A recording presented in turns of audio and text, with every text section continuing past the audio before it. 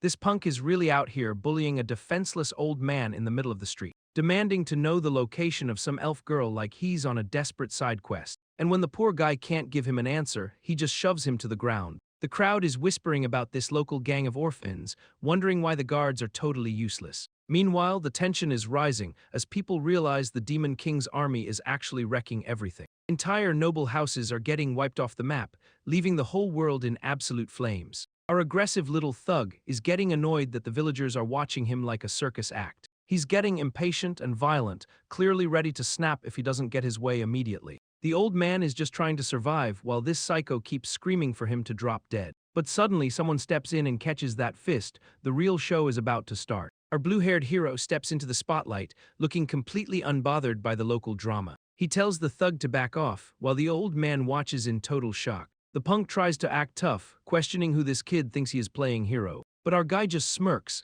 clearly having already figured out their entire pathetic little plan. He demands to be taken to their leader, offering a chance to avoid a beatdown. That thug loses his mind, lunging forward with a desperate, amateur swing at his face. Suddenly, the attacker is flat on his back, looking like he just saw a ghost. He's sweating bullets, wondering how a simple flash of light just completely wrecked his day. Our hero just claps his hands together, mocking the guy for walking into such an easy loss. Now he's leaning in close, eyes glowing with a threat that promises a world of pain. The gang is still obsessing over that elf girl, screaming orders like they're actually going to find her. Their leader is absolutely losing it, slamming his fist down because his crew got folded by one guy. Suddenly, the barn doors fly open as our blue-haired hero kicks his way into their little clubhouse. The whole room goes dead silent, with every goon staring at the intruder like they've seen a ghost. Our hero looks around, totally unimpressed, and starts roasting his guide for bringing him to this dump. Sejamel is clutching his swollen face, desperately trying to prove he's not just some random navigator. The hero isn't having any of it, grabbing the guy by the head to make sure he stays focused. One of the lackeys steps up with a rusty blade, trying to act tough while the boss watches. Our hero ignores the goons entirely, locking eyes with the leader to ask if he's the one causing trouble. The boss just grins, clearly underestimating the absolute nightmare that just walked through his front door. Eldmia isn't playing games, demanding to know why these creeps are hunting his sister. The gang leader just smirks, clearly thinking he's untouchable while plotting to sell her off. Our hero's face darkens, realizing that talking to these bottom feeders is a total waste of time. He turns his back on them, casually reaching out to grab the heavy wooden door. With a single motion, he slams the door shut and locks it, sealing their pathetic fate. Blue energy starts crackling around him as he prepares to drop the hammer on these goons. One of the lackeys is actually laughing, pointing at the sword like a total moron. Eldmia grabs the metal bar and bends it like it's made of cheap plastic. The gang leader's jaw hits the floor, his smug expression replaced by pure, unadulterated panic. Our hero introduces himself with a terrifying calm, while the goons realize they're completely cooked. The gang leader is absolutely losing his mind, screaming at his boys to stop flinching. He's convinced that sword is just a prop, barking orders for them to finish the job. Eldmia just stares them down with that cold, calculating gaze, totally unfazed by the noise. He realizes these aren't just random thugs, but a pathetic operation holding innocent people captive. The hostages look absolutely terrified, huddled together while the goons prepare to swarm our hero. Blue energy begins to swirl around Eldmia's boots, signaling that he's done playing nice. He launches himself forward like a blue streak of lightning, closing the gap in a heartbeat. The leader's face goes from arrogant to pure shock, realizing he's made a massive mistake. Eldmia winds up a punch glowing with raw power, aiming straight for the boss's ego. He slams into the leader with enough force to shatter the floor, ending the fight instantly. Eldmia goes full demon mode, eyes glowing with that terrifying, supernatural intensity. The remaining goons are absolutely shook, watching their boss get folded like a lawn chair. Our hero stands over the wreckage, dropping a cold warning that they'll never forget. He makes it crystal clear that messing with him is a one-way ticket to disaster. The scene shifts to a peaceful home, a total 180 from the carnage we just witnessed. Celia is waiting for him, looking disappointed as she calls him out for his violent streak. She's clearly the only person on the planet who can actually lecture this powerhouse. Eldmia tries to play it cool, acting like he didn't just commit a felony for her honor. He claims he couldn't just sit back while those losers talk trash about his big sister. She sighs, struggling to stay mad at her little brother despite his obsession with throwing hands. Celia is sitting at the dinner table, giving her brother the classic, "Why are you late?" interrogation. Eldmia tries to play it cool, admitting that wiping out the gang was the easy part. He flashes back to the barn where he's staring down those terrified kids. The hero is visibly annoyed, realizing these aren't war orphans but just a bunch of lost runaways. He grabs one of the kids by the cheek, basically telling them to stop being a nuisance and go home.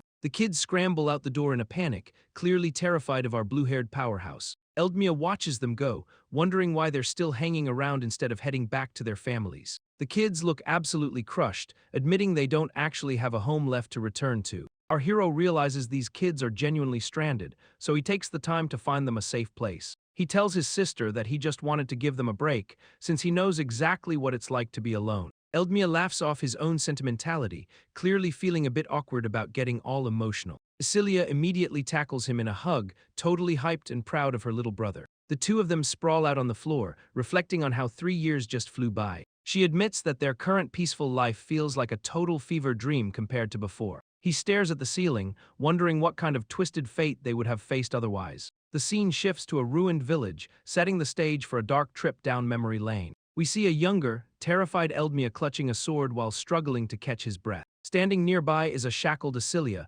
looking completely broken as she wanders through the carnage. She stumbles toward him, barely conscious and clearly traumatized by the horrors of that day. It turns out that 3 years ago, the world literally ended for them in a pool of blood. Cecilia is sprinting for her life, looking absolutely terrified with those magical shackles weighing her down. The gang is hot on her heels, tearing through the village like a pack of rabid dogs. Their leader is losing his mind over the potential payday, threatening his crew with death if they fail. Meanwhile, Eldmia is caught in a moment of silence, clutching that locket like it's his only anchor. He snaps the locket shut, his expression hardening as he prepares to unleash some serious chaos. One of the goons is getting chewed out for being useless, while the boss keeps barking orders. The leader is fuming, convinced that the restraint collar on her neck makes her an easy target. Poor Cecilia is backed into a corner, her eyes wide as she desperately scans for a place to hide. She makes a break for it, bursting through a doorway in a frantic attempt to escape the net. Now she's huddled in the shadows, praying that her luck holds out just a little bit longer.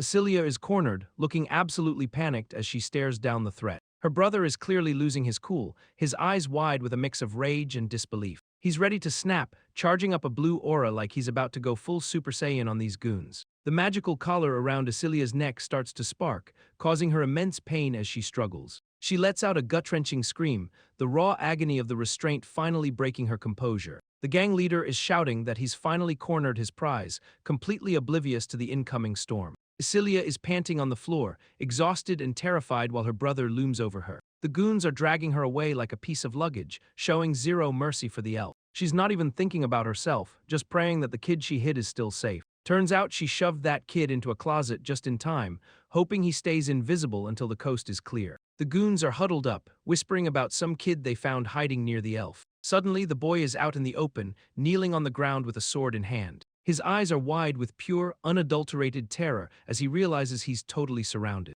Cecilia is watching from the sidelines, absolutely devastated that the kid got caught in this mess. The gang leader is grinning like a shark, realizing he's just stumbled onto another payday. He looms over the boy with his blade drawn, acting like he's doing him a favor. The poor kid is sobbing, desperately clinging to the hope that his parents are still alive. Those scumbags are just laughing their heads off, mocking the boy for being so hopelessly naive. The leader leans in, his face twisted into a cruel sneer as he drops the brutal truth. The boy is left completely shattered, finally understanding that he's the only one left standing. The gang leader is straight up monologuing like a villain in a low-budget flick. But before he can finish his power trip, the kid's sword just goes absolutely nuclear. That thug gets sent flying with a massive spray of blood, looking completely bewildered. His crew is losing their minds, screaming about how their buddy just got folded. They're scrambling for their weapons, panic setting in as the situation goes south fast. Our blue-haired kid is standing there, looking just as confused as the rest of them. He's trembling as the sword starts vibrating with some kind of weird, dark energy.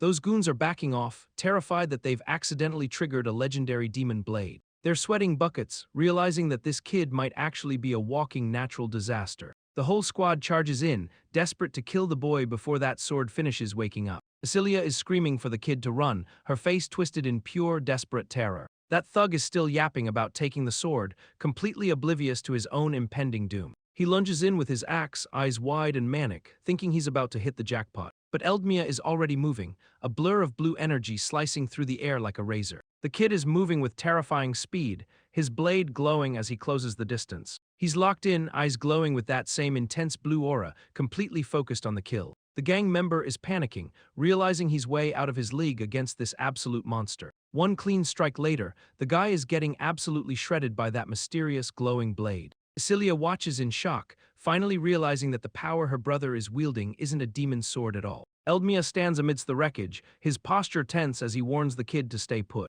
This unhinged thug is holding Celia hostage, threatening to end her right then and there. He's literally gagging her to keep her from warning the kid about his dirty tactics. The guy is sweating, trying to justify his greed by calling the elf his precious merchandise. He's absolutely obsessed with that blade, practically drooling over the thought of claiming it for himself. Meanwhile, our blue-haired hero is looking completely zoned out, ignoring the guy's pathetic threats. The thug is losing his mind, screaming at the kid to hand over the weapon. Suddenly, the sword flies through the air like it's got a mind of its own. The leader is shocked, reaching out with greedy hands as his prize drifts away. He's sprinting across the dirt, desperate to snatch the blade before it slips through his fingers. But the hero just watches him fail, dropping the bomb that the sword was never cursed. Eldmia sits amidst the wreckage of his hometown, looking absolutely exhausted after the brutal slaughter. He's venting his frustration, screaming about how he's only been alive for 8 years and already seen enough hell. Celia stares at him in disbelief, finally realizing that the weapon he wielded was never actually a demon's sword. The flashback shows him tearing through the bandits with a terrifying, supernatural blue aura. He was playing mind games, using their own fear against them to keep them completely off balance. He even scavenged a blade from a corpse to finish the job, showing a level of cold-blooded efficiency that's honestly chilling. The kid is just sitting there in the dirt, looking like a lost puppy despite the mountain of bodies around him. Celia asks the million-dollar question, wondering why he risked everything to save her from those goons. He brushes it off, claiming he just couldn't stand by and watch his home get torn apart by these losers. She looks at him with wide eyes, finally piecing it together and asking if he's actually a mage. Eldmia is keeping his guard up, clearly having overheard some sketchy intel from the local bandits. Celia stands there looking defeated, her magical collar glowing as she confirms the grim reality. Our boy just flashes a cynical grin, making a dark joke about the existence of gods. He holds out that mysterious blue orb, straight up asking her to strike a deal with him. She stares at the object in total shock, realizing this kid is playing for keeps.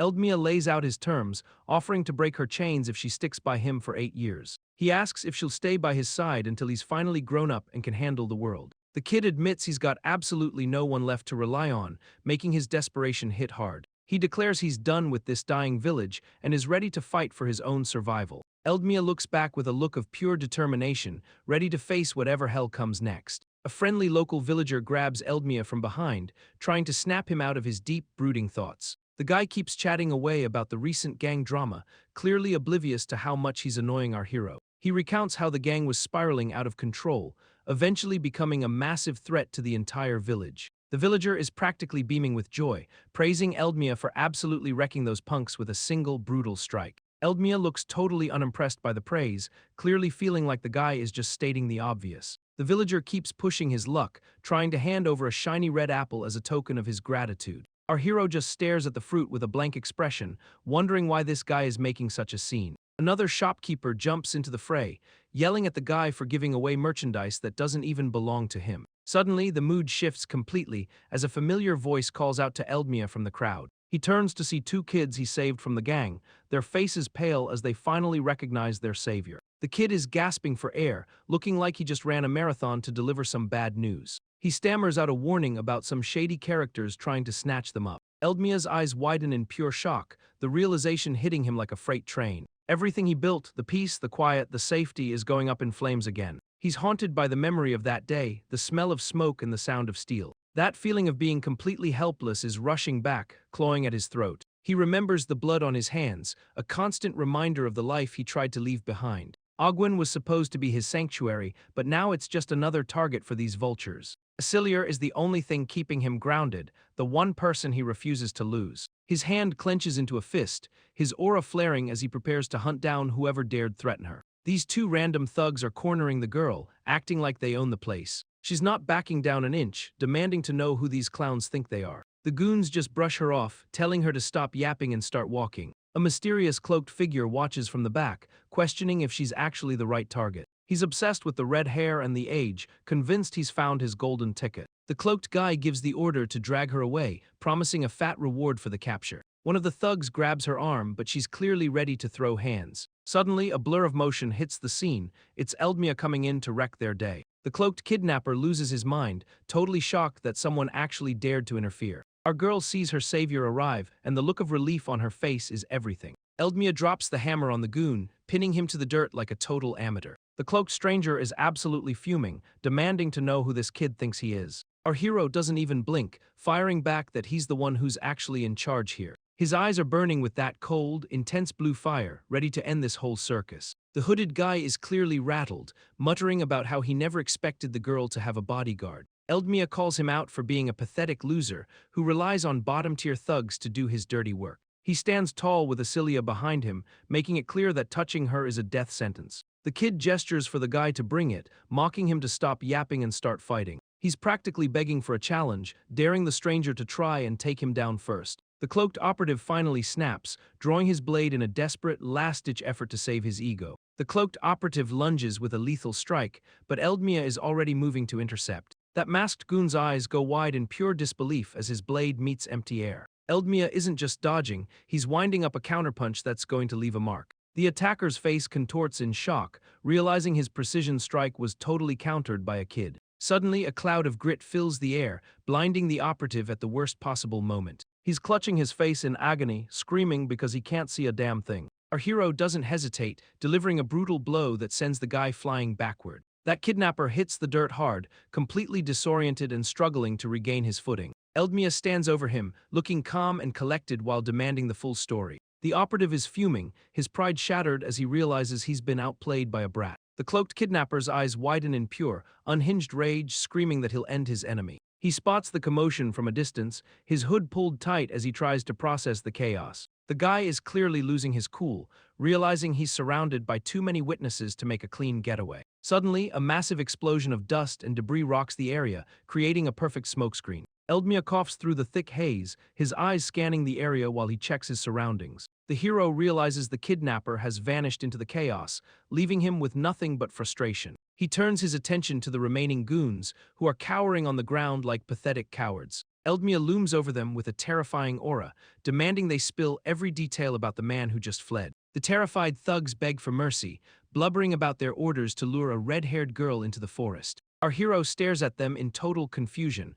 wondering why these idiots are obsessed with some random noble. These low-life thugs are busy spreading rumors about a wealthy noble survivor from the war. They're practically salivating over the massive reward money they'd get for turning her in. Eldmia isn't buying any of their nonsense, cutting through the chatter to demand answers about the kidnapper. The goon is sweating bullets, swearing on his life that he has no clue who that hooded freak was. Our hero sighs, sensing the guy is actually telling the truth for once. He leaves the two losers tied up on the floor, deciding to let the local guards handle the trash. Checking on his sister, Eldmia makes sure she's physically okay after that close call. She's clearly shaken, venting about how dangerous the village has become with these vultures lurking everywhere. He tells her to get some rest at the inn while he tries to process the chaos. Walking into the Alicia Inn, he's stunned to see it packed with the kids he saved, all safe and sound. One of the kids is panicking, pointing fingers and begging Ravi for some urgent help. Eldmia looks on, totally confused why these little guys are acting so short-handed today. The innkeeper Alicia pops up, looking absolutely thrilled to see our boy finally drop by. She starts gushing about him teaching those thugs a lesson, while he plays it humble. Alicia crosses her arms, noting how he just dumped a bunch of kids on her doorstep. She keeps rambling about how those runaways are actually doing a solid job around the inn. Eldmia looks genuinely surprised, acting like he had absolutely nothing to do with their sudden productivity. Alicia points toward Ravi, revealing she's the real MVP who's been running the whole show. He listens intently as the innkeeper praises Ravi for mastering the books and the menu. Our hero narrows his eyes, suddenly suspicious about how she learned to read and write so fast. The innkeeper is low-key suspicious, pointing out that someone her age shouldn't be this literate. She's clearly been watching Ravi work, noticing her grammar is actually better than her own. Meanwhile, a random villager is spreading wild rumors about a noble lady surviving the war. Ravi is just minding her own business when she suddenly feels a heavy hand on her shoulder. She spins around, totally caught off guard as Eldmia grabs her with a look of pure intensity. He's not playing around, demanding to know if she recognizes that robed bastard from earlier. She's visibly flustered, stammering for him to back off while her face turns bright red. He doesn't care about her personal space, dragging her away to get some real answers. Her heart is absolutely racing, and she's trying to figure out why she's so worked up. She's flashing back to his intense aura, realizing that even though he's a menace, he's kind of cool. Eldmia is spiraling, his face flushed as he tries to process his own chaotic thoughts. Ravi is totally flustered, begging for a breather while her eyes well up with panic. She's clearly not ready for this heavy conversation, her composure crumbling under the pressure. Eldmia looks completely lost, admitting that everything today has been a total fever dream. He stares her down, his eyes intense as he finally demands the truth about her identity. The tension is thick enough to cut with a knife as he asks if she's that missing noble. A ghostly image of a high society lady looms behind them, highlighting the massive gap in her story. Ravi tries to deflect, acting like she's just an ordinary girl caught in a bad situation. She's sweating, desperately trying to pass off her elite skills as a total coincidence. Our hero isn't buying the act, insisting that he needs the full story to keep her safe. Ravi is standing there looking absolutely wrecked, clearly holding back some heavy secrets. Eldmia tries to play it cool, giving her an out while he keeps his guard up. She's visibly startled, clutching her chest as the weight of the situation finally hits her. He drops the bombshell about that hooded creep in the forest, looking ready for war. She's totally spiraling, terrified that her brother is about to walk into a death trap. The hero stands firm, insisting that he's got to take out the trash before they strike again. A flashback reveals the shadowy organization, looking like a bunch of high-tier assassins from hell. Eldmia doubles down, telling her he won't let these scumbags hurt anyone else on his watch. She's still drowning in guilt, apologizing like it's all her fault that this is happening. He shuts that down immediately, reminding her that the only ones to blame are those kidnappers. Eldmia gives her a reassuring pat on the head, telling her to just chill out. He clenches his fist with a look of pure resolve, promising to handle the rest. Our boy looks absolutely fired up, declaring he's way tougher than anyone gives him credit for. Meanwhile, the villains are lurking under the moonlight, wondering how their target slipped away so easily. The crew is bickering around the campfire, blaming that meddling kid for ruining their entire operation. One of the goons tries to play peacemaker, but the hooded leader is clearly not having it. He's absolutely seething, swearing he'll hunt down that brat and make him pay for those tricks. His subordinate tries to keep things professional, reminding everyone that Delta ordered them to just wait. The leader snaps back with pure venom, clearly tired of taking orders from his own faction. Tension hits the breaking point as they draw their blades, sensing something moving in the dark. The goons are chilling by the fire, totally oblivious to the fact that their luck just ran out. One of them dismisses the noise as just some random animal, clearly not paid enough to care. But the boss isn't having any of that, barking orders to go check the perimeter immediately. Suddenly, Eldmia drops in like a blue-haired nightmare, moving faster than these clowns can even blink. He's already mid-swing, his blade glowing with that lethal aura as he closes the gap. The first thug gets absolutely folded, blood spraying everywhere before he even realizes he's been hit. That cloaked leader is staring in pure horror, realizing his worst nightmare just walked into camp. He screams for his men to finish the job, but it's already way too late for that. Eldmia is a blur of motion, slicing through the opposition with terrifying, cold-blooded efficiency. He's carving through the squad like a hot knife through butter, leaving nothing but chaos in his wake. Eldmia is locked in, his eyes glowing with that signature blue aura as he prepares to strike. He lunges forward with insane speed, his blade cutting through the air like a hot knife. The enemy is caught completely off guard, forced to backpedal while staring down certain death. Our hero doesn't give him an inch, closing the distance while keeping his sword perfectly leveled. With one clean, brutal motion, he decapitates the two nearest guards before they even register the threat. The cloaked leader is absolutely losing his mind, screaming in terror as he realizes who he's fighting. Eldmia just smirks, calling him out for being the same coward who ran away earlier. The villain tries to talk trash, but he's clearly shaking in his boots as he prepares to charge. They clash in a massive explosion of light,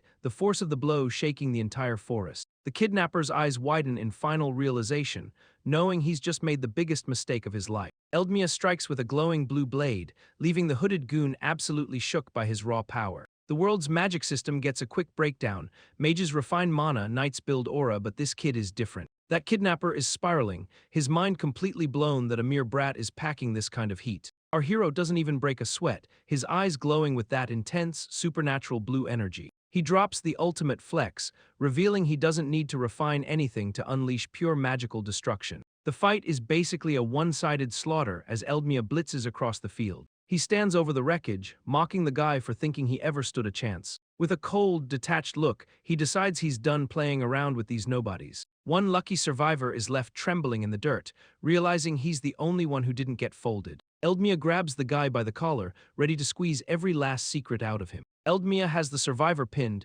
demanding the truth before things get even uglier. He's stressing about the time, worried his sister is going to lose her mind if he's late. Suddenly, a massive red wyvern screeches into the frame, looking like a total nightmare. Our hero reacts on instinct, swinging his blade at the beast with zero hesitation. That wyvern snaps back with terrifying force, forcing Eldmia to put his entire strength into the block. The kid is reeling as he realizes what he's actually looking at, a legendary wyvern. He's never seen one in the flesh before, but he knows they're the fastest ride in the world. The beast is clearly high maintenance and expensive, proving these kidnappers are backed by serious money. Eldmia realizes these aren't just some local thugs, but a group with deep pockets and dangerous reach. Just as he's processing the threat, he spots a second carriage, signaling this operation is way bigger than he thought. The thug is looking absolutely rattled as Eldmia's blade closes in on his face. Our hero isn't playing games, demanding to know the location of the other wyvern. The terrified subordinate spills the beans, admitting a knight named Delta took off on it.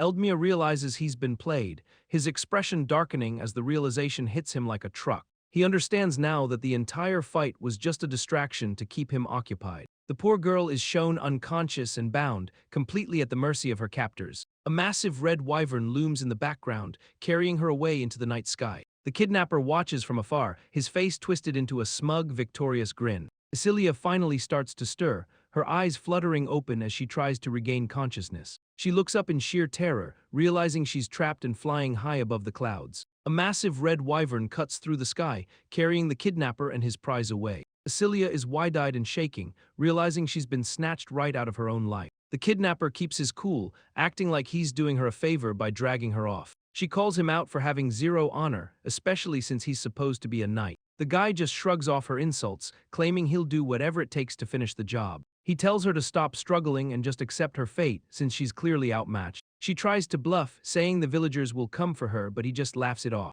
The cold-blooded truth drops, he's already wiped out the entire inn to cover his tracks. She looks absolutely horrified, realizing the bloodbath he left behind to keep her capture secret. Even as she's terrified, she whispers that Eldmia is coming to hunt them down no matter what. The kidnappers are chilling in the woods, acting like they've already won the game. They're convinced that a little kid couldn't possibly survive their elite squad of goons. Meanwhile, Eldmia is sitting in the mud, looking like he's been through absolute hell. He's covered in blood and surrounded by broken blades, clearly having fought for his life. The villains are still talking trash, assuming the kid is already dead and buried. Back at the hideout, Eldmia is looking sharper than ever, his eyes burning with pure focus. He's regretting not ending this sooner, his expression shifting into something cold and dangerous. High above the clouds, the kidnapper is still trying to gaslight Esilia into submission. But suddenly, a blue blur drops from the heavens, striking the wyvern with lethal precision. The kidnapper's face goes pale as he realizes his worst nightmare just caught up to him. Eldmia drops from the sky like a literal meteor, slamming his blade into the wyvern. The kidnapper's eyes bulge as he realizes this kid is actually insane enough to fight midair. Our hero is locked in, his blade glowing with that lethal blue aura as he forces the issue. He's literally hanging off the beast, turning this high-altitude flight into a brutal, close-quarters brawl. The kidnapper is panicking, wondering how this brat managed to pull off such a suicidal stunt. Blood sprays across the sky as Eldmia carves into the wyvern, forcing the creature to spiral. The villain is losing his mind, convinced there's no way a kid could track them this far. He scans the clouds, desperately searching for an accomplice he's certain must be helping. Meanwhile, the wyvern handler is sweating, terrified that their entire operation has been compromised. Eldmia just stares him down with those glowing, murderous eyes, ready to finish this once and for all. Eldmia is absolutely locked in, his blade carving through the air with lethal, glowing precision. The kidnapper is trying to talk big, acting like he's got the upper hand in this fight. Our boy doesn't even flinch, closing the distance while his eyes burn with that intense, supernatural blue fire. He's fully committed to the kill, screaming his intent as he lunges for the final strike. Suddenly, the morning sun hits the scene, creating a blinding flare that catches the kidnapper completely off guard. The villain's face contorts in pure panic as the light ruins his vision at the worst possible moment. He realizes too late that Eldmia calculated the sunrise to create this exact fatal opening. That realization hits him like a brick. He was the one being played the entire time. Eldmia doesn't waste a second, grabbing Esilia midair while the kidnapper is left reeling in the light. She's screaming in total shock as her brother pulls off the most insane rescue in history. Eldmia pulls off the impossible, snatching Esilia right off the back of that massive wyvern. The pilot is absolutely losing his mind, screaming about his mission and his freedom. Esilia is clinging to her brother for dear life, her eyes wide with pure, unfiltered relief. But the victory is short-lived, as a massive, jagged bloodstain blooms across Eldmia's abdomen. The adrenaline is clearly fading, and the reality of that brutal combat wound is finally setting in.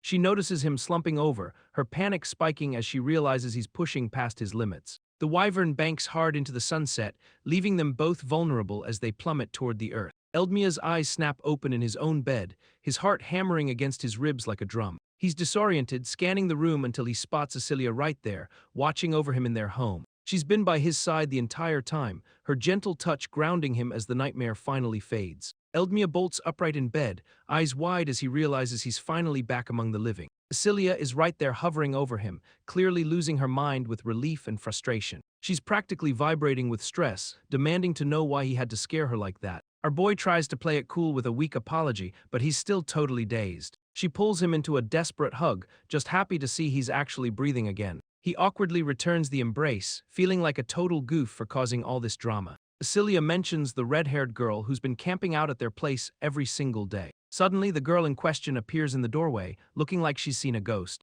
She rushes over to tackle him in a hug, completely ignoring his need for personal space. Eldmia gets a smack to the chest for his 3-day nap, while he just grins through the pain. The red-haired girl is acting all smug, clearly feeling herself while dropping hints about being a noble. She gets serious fast, her eyes welling up as she pivots to the real reason she's here. Eldmia looks totally caught off guard as she leans in, dropping the invite to the royal capital. He shuts her down immediately, waving his hand like he's swatting away a fly. She isn't taking no for an answer, pushing him to at least consider the massive opportunity. Our hero stands his ground, insisting he's got his own path and doesn't need their training. She tries to sell him on the knights, but he's already made up his mind. He doubles down, claiming Cecilia is the only master he'll ever need to follow. She drops a bombshell about the terrifying power of an elven mage, trying to shake his confidence. Just as she asks if he's ready for someone stronger, a mysterious armored stranger crashes the party. Out of nowhere, this absolute unit of a knight appears right behind Eldmia. Our boy is completely shook,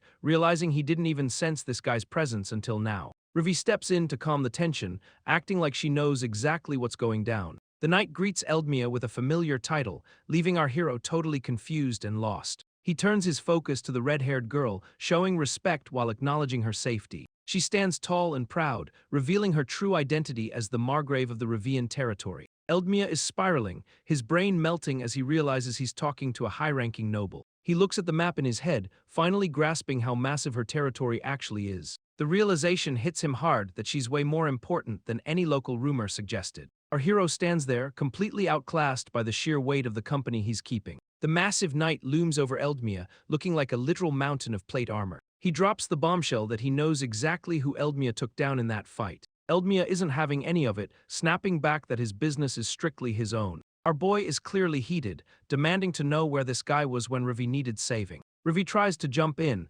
looking stressed as she realizes the tension is hitting a boiling point. The knight stays cold and professional, telling them this is way above their pay grade. Eldmia is absolutely losing his cool, ready to throw hands despite the massive power gap. The knight drops the ultimate bait, suggesting that everything changes if Eldmia signs up as his disciple. Rivi looks like she's about to faint, finally confirming she brought this legend here for that exact reason. She introduces the powerhouse as the third sword of the king, a guy who was tight with her late father. Sir Ekaf stares down our boy, revealing he's done his homework on Eldmia's messy history. Eldmia's eyes narrow into slits, clearly hating that this knight is digging into his trauma. The knight brings up the graves of his parents, twisting the knife to prove his point. Our hero is visibly shaking, his teeth bared in a mix of pure rage and grief. He snaps, launching a desperate, fueled-up punch straight at the knight's smug face. Ekaf doesn't even flinch, catching that fist with a gauntlet like he's just swatting a fly. The knight keeps lecturing him, calling his fighting style sloppy and way too predictable. Eldmia tries to force his way through, but he's hitting a literal wall of steel.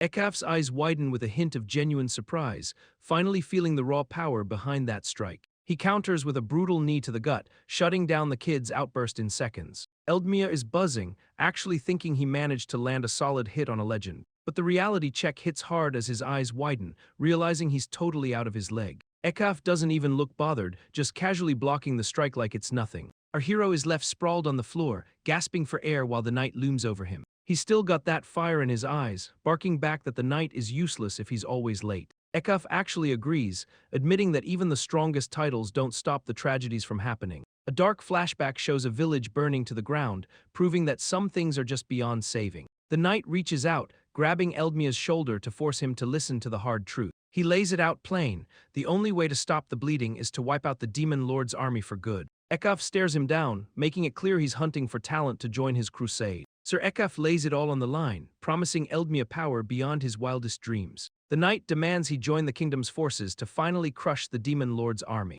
Eldmia walks away from the house, the weight of his decision hanging heavy in the air. Isilia stands by the old tree, watching her brother prepare to leave their quiet life behind. She calls out to him, her voice trembling as she realizes the goodbye is actually happening. He stops in his tracks, turning back to face her with a look of grim determination. The hero admits he has to chase this strength, even if it means leaving her alone. She opens her arms wide, asking for one last hug before he heads off to war. They embrace under the sunlight, a brief moment of peace before the long journey begins. The carriage rolls away into the distance, while a companion notices a mysterious new earring. Eldmia is flexing that new earring, claiming it's some ancient elven ritual to seal a promise. She's totally caught off guard, her face flushing red as she demands to know what he actually promised. He just hits her with a smug grin, playing it off like a total secret. She's clearly dying of curiosity, but he's not budging an inch on the details. The carriage rolls through the countryside, heading toward the massive sprawl of the royal capital. Looking out at the horizon, the scale of the Agatorf estate is honestly kind of intimidating. Inside the training grounds, she's staring at the wreckage of the practice dummies, totally spiraling. She's clutching a piece of paper, wondering how her father could possibly justify this madness. Gripping her sword tight, she vows to show this new guy exactly why the Agatorf name carries weight. Meanwhile, the carriage continues its journey, carrying the weight of a kingdom divided by blood and politics. The Game of Thrones is real, with the Rivian house being treated like a literal chess piece. Eldmia is pressing his sister for answers, wondering why she didn't just play it safe with the royalists. She looks absolutely crushed, admitting that being a protected survivor would have stripped her of any real power. The two of them are just sitting there, realizing that her entire life has been a calculated, dangerous performance. She explains that running to the authorities would have turned her into a puppet for their political agenda. Eldmia is clearly struggling to process this, his eyes wide as he realizes the sheer scale of her gamble. She paints a picture of her grand return, a dramatic comeback designed to win the public's heart. The logic is sound but terrifying,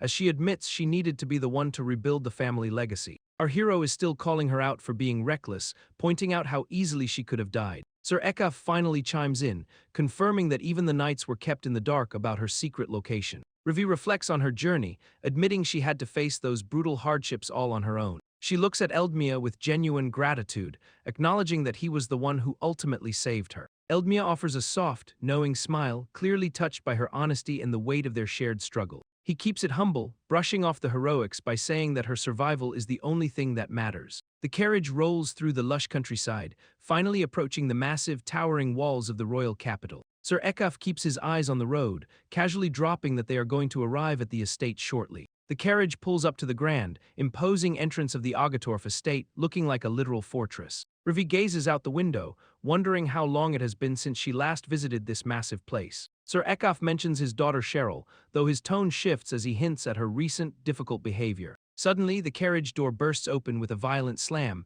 revealing a blonde girl who looks ready for a fight. Eldmia looks completely blindsided, his eyes wide and sweat beading as he tries to process the sudden aggression. Cheryl is absolutely losing it, her face twisted in pure rage as she screams her challenge at him. The tension in the room is thick enough to cut, with everyone watching the awkward standoff unfold. She isn't backing down, doubling down on her demand for a duel to settle the perceived insult. Eldmia just sighs, looking exhausted and totally over the dramatic energy radiating off this girl. Ekaf tries to smooth things over, claiming this whole mess is just a friendly way to build a bond. Our hero isn't buying the act, calling out the knight for clearly improvising this entire chaotic situation. He shrugs off the drama, deciding that a little physical activity might actually help him shake off the travel fatigue. Cracking his knuckles with a grin, he steps up to the plate and accepts the challenge without hesitation. The two of them square off in the courtyard, while the adults watch on, totally unbothered by the impending violence. Sir Ekaf is sweating bullets, realizing his daughter is officially off the leash.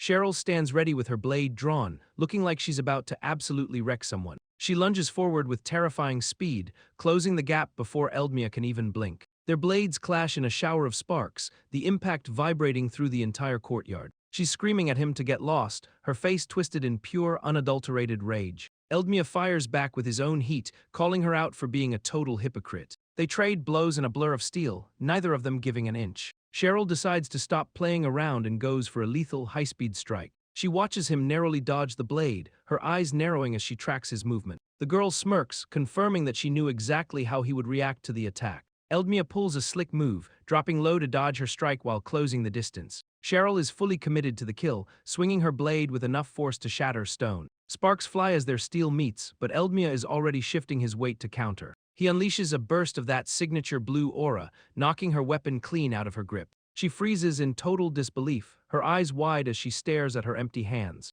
Our boy stands tall, his blue energy flaring up as he dominates the flow of the duel. The sword clatters to the ground, leaving Cheryl completely stunned by how fast she got disarmed. Eldmia looks totally bored, asking if she's finally satisfied with this little temper tantrum. She screams at him to stop playing around and finish the fight like a real warrior. He shuts her down with a cold look, stating he's not about to get himself killed for her ego. Cheryl is dead set on her mission, making it clear she's risked everything to reach this point. She's got zero interest in heading back to the village until she's actually achieved her goal. Eldmia flashes that signature cocky grin, extending a hand to seal their new partnership. She stares at his hand for a beat, clearly processing the weight of this sudden alliance. Finally, she reaches out, their hands meeting in a silent agreement to stop bickering and start working. The two of them are still trading verbal jabs, proving that their competitive streak is far from over. Sir Ekaf and his companion watch the chaos with a smirk, noting how perfectly matched these two hotheads are. Eldmia is hyped up, shouting to the heavens that he's going to get stronger no matter what. Back in his room, he's absolutely gassed, pushing his body to the limit with some brutal floor work. The grind doesn't stop there, as he's out in the woods dragging a massive boulder like a total beast. Eldmia is just chilling on his bed, probably dreaming about his next big power-up. The window shows a bright, sunny day outside, perfect for some high-intensity training. But wait, the scene cuts back to a flashback of him clashing with Cheryl. Another look at the window shows a snowy, frozen landscape, signaling a shift in time. Our boy is standing shirtless in the freezing cold, channeling that wild blue aura. The window view shifts again to a peaceful, sunny morning with fresh buds blooming. Back in the present, Eldmia is grinding out push-ups like his life depends on it. Cheryl bursts into the room, clearly annoyed that he's still working out instead of moving. He's barely fazed by her yelling, just focused on getting his gear together. Looking shredded and drenched in sweat, he tells her he's almost ready to roll. We start off at this quiet, unassuming wooden cabin tucked away in the deep forest. Inside, the gang is counting their dirty money, looking way too comfortable with their haul. The boss is lounging back like he owns the place, totally oblivious to the incoming storm. He's bragging about how easy it is to exploit the rich folks in the capital. His goons are lapping it up, ready to keep terrorizing people for a few more paydays. This guy is literally laughing about how he never planned on letting his victims survive. Suddenly, a hooded figure emerges from the shadows, her face twisted in pure, icy disgust. She steps out of the darkness, her presence alone making the air in the room freeze. In a flash, she's got a blade pressed against the boss's throat, catching him completely off guard. The goons are panicking as Acelia finally makes her move, turning their little party into a nightmare. Acelia is absolutely fed up, her face twisted in pure rage as she demands they end this. The gang members are scrambling, realizing they've been flanked and are totally out of their depth. She's not playing around, her eyes burning with a cold, lethal intensity that screams zero mercy. Eldmia is perched high above like a predator, watching the chaos unfold with a sharp, focused gaze. He drops into the fray like a blue streak of lightning, moving faster than the eye can track. The thugs are losing their minds, screaming in terror as they realize their doom has arrived. Eldmia carves through the room, his blade glowing with that signature aura as he drops them one by one. He's locked in, his eyes glowing with a terrifying, supernatural light that marks him as a true killer. He closes the distance on the big guy, showing no hesitation as he prepares to end the fight. With a brutal, high-speed kick to the jaw, he sends the thug flying, ending the threat in a single blow. Eldmia delivers a brutal, high-speed strike that leaves the thug reeling in a spray of blood. The gang leader is absolutely terrified, watching his men get dismantled while he's pinned down. Our hero stands amidst the carnage, his blade drawn and his aura pulsing with lethal intent. The pathetic boss is begging for his life, his face twisted in a mask of pure, unadulterated panic. He's desperate to buy his way out, offering every coin they've stolen just to survive the night. Eldmia just stares down at him with a cold, dismissive look, clearly unimpressed by the pathetic display. He tells the coward that he isn't even worth the effort of a final, clean kill. The hero explains he needs these losers alive to serve as official proof of the guild's suppression. He cracks his knuckles with a menacing grin, promising to leave a permanent mark on the guy's memory. Eldmia leans in close, savoring the moment as he forces the villain to acknowledge his total defeat. The crew rolls up to the Adventurers Guild in the royal capital, looking for their next big payday. The receptionist is all smiles, handing over the loot and confirming the bandit suppression was a total success. Eldmia looks pretty pleased with himself, clutching that bag of gold like he just won the lottery. He turns to Cheryl, wondering why she's staring at a new quest paper like it's the Holy Grail. She's already planning the next move, pointing out that his vacation is basically over before it even started. Eldmia is visibly annoyed, scanning the document and realizing the bandit problem is getting way out of hand. Cheryl explains the situation is escalating, with a massive suppression request needing 60 people to handle the heat. She drops the bombshell that they'll have to trek all the way to a western vineyard for this one. He's skeptical about how they'll get permission, but she's already got a master plan brewing in that head of hers. A quick flashback shows her threatening to follow her dad to the front lines if he doesn't play ball. Back in the present, they notice a mysterious cloaked figure watching them from the upper window of the guild. A mysterious cloaked figure watches Eldmia from the shadows, clearly scouting our boy's every move. The guildmaster confirms this kid is the real deal, a total prodigy who hit the scene like a comet. He describes Eldmia as a ruthless machine who crushes anyone standing in his way without a second thought. The stranger in the cloak seems unimpressed, just coolly acknowledging the reputation of the so-called mad dog. Eldmia stands there looking sharp, totally unaware that his name is being tossed around by dangerous people. 2 days later, the crew arrives at a massive vineyard on the outskirts of the capital. Eldmia and his partners scan the crowd, trying to spot the client who called for this massive job. They lock eyes on a grumpy-looking guy, realizing he's the one who supposedly bought his noble title. Our hero is clearly skeptical, wondering what kind of trouble a guy like that is actually looking for. The client steps up to the group, ready to spill the details on this high-stakes suppression mission. The client points out the forest ruins, claiming 20 armed bandits are just chilling inside. He lays out a brain-dead strategy to surround them and wait for his signal to charge. Eldmia looks like he's just heard the dumbest idea in history, his eyes narrowing in pure disbelief. That wide-open field is basically a death trap, leaving them completely exposed to any ambush. The other adventurers are losing their minds, screaming at the sheer stupidity of charging in blind. Eldmia and his partner share a look, both realizing this whole mission smells like a setup. Baron Papera stands there looking smug, clearly plotting something that doesn't involve their survival. The spokesman tries to backpedal, acting like it's just a suggestion while the crowd gets heated. He keeps pushing the Baron's agenda, acting like these bandits are just easy target practice. The guy is grinning like a maniac, ready to drop the Baron's proposal on the group. The Baron's spokesman dangles a measly 5 silver coins like it's some life-changing fortune. A bunch of desperate mercenaries immediately start foaming at the mouth, ready to throw their lives away. Eldmia looks completely unimpressed, his face practically screaming that he's seen better bait at a flea market. He casually suggests that anyone who doesn't care about the pocket change should just dip. Our hero leans back, totally unbothered, while Cheryl stands right there ready to walk away. The spokesman looks like he's trying to process the audacity of these two, just ignoring the mission. In the background, that mysterious silver-haired observer watches the whole scene with a cold, detached stare. The guy's sharp blue eyes and calm expression make him look like a total wildcard. The spokesman finally caves, giving them the green light to go rogue just to get them moving. Before he can even finish his sentence, Eldmia and Cheryl are already vanishing into the forest. Eldmia and his partner lock eyes, both realizing the Baron's charge is a total death trap. Our hero's face hardens as he confirms the obvious: this entire mission is a setup. She doesn't mince words, pointing out that everyone else is walking straight into a massacre. Deep in the forest, a group of masked archers waits in the shadows, ready to strike. These goons are already gossiping about the two rookies, clearly excited to hunt them down. One of them laughs, bragging about the free pass they have to kill the duo. He mocks the other adventurers for being blinded by greed, calling them absolute idiots. Another thug chimes in, reminiscing about how pathetic their past victims looked while begging for mercy. He's practically drooling at the thought of seeing more terrified faces, totally oblivious to the danger. But Eldmia is already dropping from the canopy, blade drawn to turn the tables on these creeps. Eldmia strikes like a blur, his blue aura cutting through the air as he takes down the first bandit. The archer is left completely shook, staring in disbelief as his partner gets absolutely wrecked. Our boy doesn't stop, his eyes glowing with that intense blue light as he winds up a lethal punch. He connects with a brutal blow, sending the bandit flying straight into the trunk of a nearby tree. That impact is heavy enough to crack the wood, leaving the thug gasping for air in pure agony. Other bandits in the forest realize they've walked into a nightmare, screaming that it's a total ambush. They spot the rookie who split off from the group, finally understanding they're the ones being hunted. Eldmia stands ready with his blade, his movements fluid and precise as he prepares to clear the path. He unleashes a massive, glowing blue slash that forces the remaining thugs to scramble for their lives. The hero dominates the clearing, pinning the last archer down while the rest of the forest goes silent. The bandit archer is losing his mind, screaming in frustration as his shot misses the mark.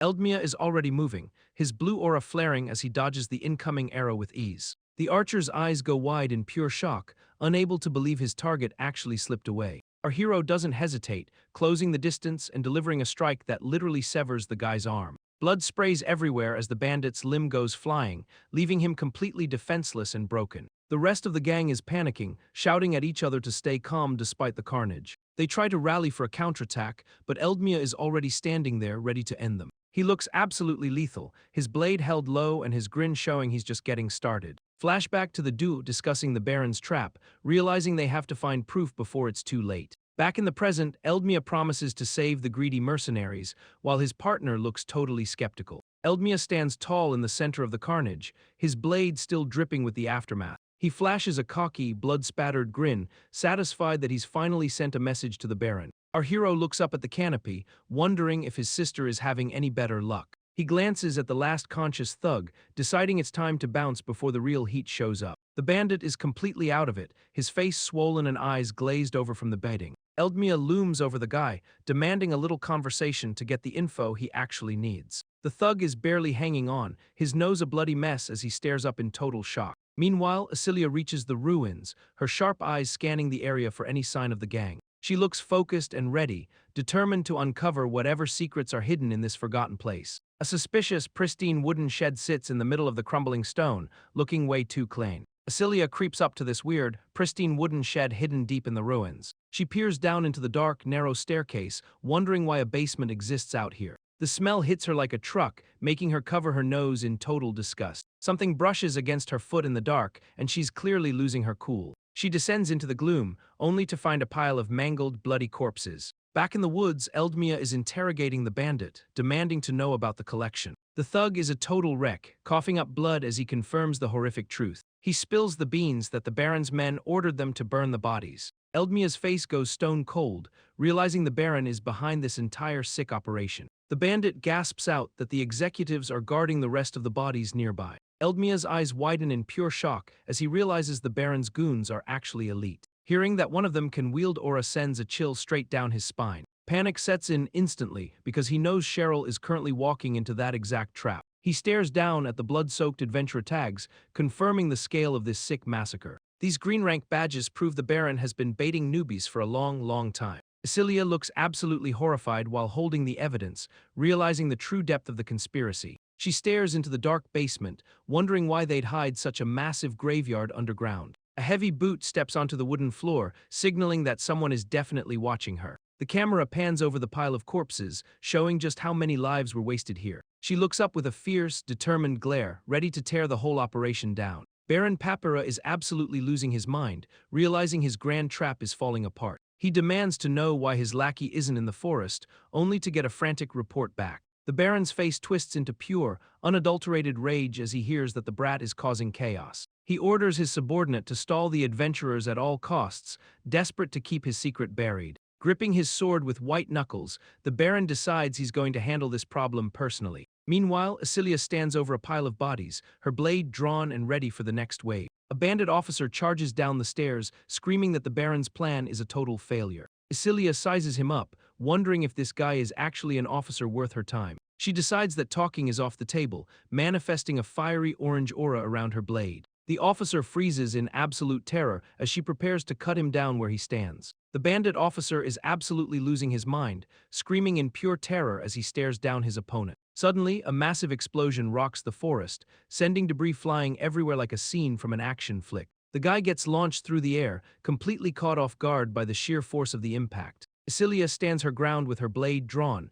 looking like an absolute boss as she demands the truth. The bandit scrambles on the ground, trying to talk trash about her aura while he's clearly outmatched. He thinks he's got the upper hand by calling for backup, but he's just digging his own grave. Acelia doesn't even flinch, keeping her cool while she stares down the group of thugs closing in. She drops the ultimate flex, letting him know that she's got her own backup waiting in the wings. Out of nowhere, Eldmia comes flying in like a blue streak of lightning, ready to wreck shop. The remaining goons look absolutely terrified, realizing they've just walked into a total slaughterhouse. Eldmia drops from the sky like a blue comet, absolutely wrecking the bandits in a single clean strike. One of the goons is losing his mind, screaming that their cover is blown because she has backup. The forest clearing is suddenly empty, leaving the bandits wondering where their target vanished to in the chaos. Cecilia is locked in, her blade glowing with that fiery aura as she prepares to finish the job. She clashes with the officer, their blades meeting in a shower of sparks that lights up the dark. With a single, brutal motion, she decapitates the guy, his head flying off before he can even react. Eldmia isn't slowing down,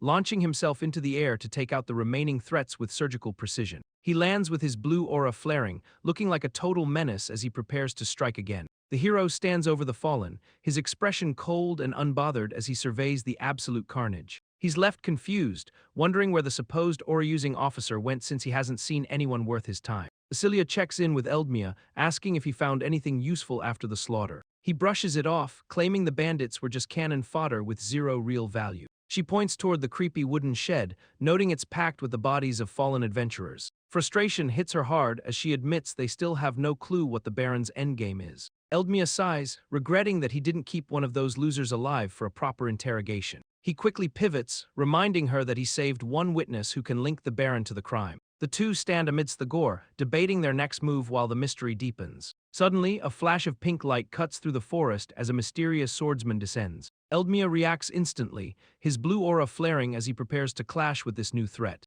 The pink aura user lands, sneering at the duo and confirming he's the real boss of this operation. The Baron's face goes pale as he realizes his grand scheme is officially falling apart. He stares at the pile of bodies, finally grasping that his entire workforce is dead. Panic sets in as he clutches his head, mourning the loss of his precious political clout. Eldmia doesn't care about the guy's ego, demanding to know why he's butchering innocent adventurers. The Baron snaps, lunging forward with a glowing pink blade to silence the brat for good. Steel clashes against steel as Eldmia parries the strike, their auras creating a massive shockwave. The villain cackles, monologuing about how he planned to burn the bodies to fake a victory. Eldmia looks absolutely disgusted, his eyes wide as he processes the sheer scale of this insanity. The Baron explains he was going to use the corpses as props to buy himself fame. He grins like a total psycho, claiming he'll just hire more pawns to finish his twisted game. Eldmia is absolutely disgusted, staring down the Baron as he talks about using corpses for clout. The hero's blade flashes, perfectly parrying the Baron's strike in a shower of blue sparks. He follows up with a lightning-fast kick that sends the Baron reeling back through the air. Blood sprays from the villain's mouth as he takes the full force of that brutal impact. The Baron crashes into the forest floor, his body skidding across the dirt in total defeat. He looks up, completely dazed and confused, wondering how the fight turned against him so fast. Eldmia towers over him, his blue aura pulsing with a terrifying, cold intensity that screams danger. The hero looks down with pure venom, promising to expose the Baron for the absolute trash he is. He raises his sword high, ready to deliver the final blow while the Baron cowers in fear. The pathetic villain starts screaming for his life, desperately trying to shift the blame onto someone else. Eldmia stares down the pathetic bandit, his face twisted in pure, unfiltered disbelief. The guy is desperate, trying to pin his entire criminal career on some mythical demons. He cowers on the forest floor, begging for his life while claiming he was forced into it. This guy is playing the victim card hard, claiming he only did what the demons ordered him to do. But our blue-haired hero isn't buying this sob story for a second, calling him out for just being a coward. Suddenly, he dashes forward with insane speed, closing the distance before the guy can even blink. The cowering man is sweating bullets, begging for his life and offering to lead the way to these supposed demons. Our swordsman doesn't hesitate, dropping into a low stance to end this pathetic negotiation once and for all. He moves like a blur, circling behind the guy while keeping his blade ready for the final strike. That cold steel is pressed right against the guy's throat, and you can see the sheer terror in his eyes. With one swift, brutal motion, the hero slices through, leaving a spray of blood painting the forest floor. The deed is done, and he stands there over the body, looking like he just realized the gravity of his actions. He stares into the distance with a look of pure shock, wondering if he just made a massive mistake. Walter is looking absolutely unbothered while holding a blood-stained blade, basically telling our blue-haired hero to keep his trap shut. He drops the name Eldmia with that same creepy, smug grin, clearly enjoying the power dynamic shift. The scene cuts to a wide shot of the city, setting the stage for some serious political maneuvering. The blonde lady is visibly shaken, finally realizing that the legendary king's shadow isn't just some campfire ghost story.